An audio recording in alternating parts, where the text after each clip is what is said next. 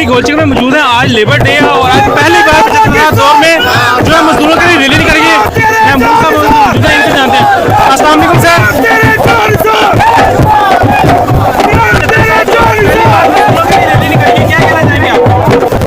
मैं ये समझता हूँ कि मजदूरों के लिए और गरीबों के लिए, किसानों के लिए रियल सेंस में अगर कोई लीडर है जो उनकी बात करता है पिछे हुए तबकात की, तो वो इमरान खान है। इसलिए इमरान खान ने आज के दिन को मुंतखब किया कि वो इसी दिन को कन्वर्ट करेंगे अपने इंतखाबी कैंपेन का आगाज़। और इंशाअल्लाह ये इतनी बड़ी तादाद में आज यहाँ लाहौर में इकट्ठे होने जा रहे हैं कि बिल्कुल वाज़ेह पैगाम होगा मीनार पाकिस्तान के जलसे के बाद कि ये लाहौर अब जो है ये PTI का और इमरान खान का किला है। और जो लोग 30 साल से इस तख्ते लाहौर के साथ चिपके हुए, कौन से इक़दाम करने वाले हैं?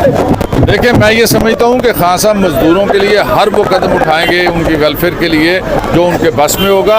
और इंशाअल्लाह मजदूरों की जो लाइफ है वो अपलिफ्ट होगी और उनके बुनियादी हकूक़ और उनकी कम अज़ कम सैलरी जो है वो उसको भी महंगाई के मुताबिक बढ़ा कर करेंगे ताकि वो इज़्ज़त व आबरू के साथ अपना गुजर औकात कर सकें। सर लास्ट में आइन शिकनी के लिए क्या कहना चाहेंगे आप? आइन शिकनी के बारे में जो बातें चल रही हैं।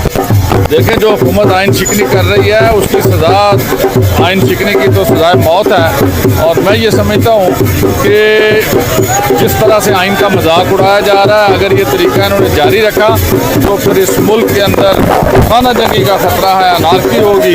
इन सबको होश करना चाहिए और आइन और कानून का एहतराम करते हुए सुप्रीम कोर्ट के फैसले पर अमल दरामद करना चाहिए। पाकिस्तान जिंदाबाद। Thank you.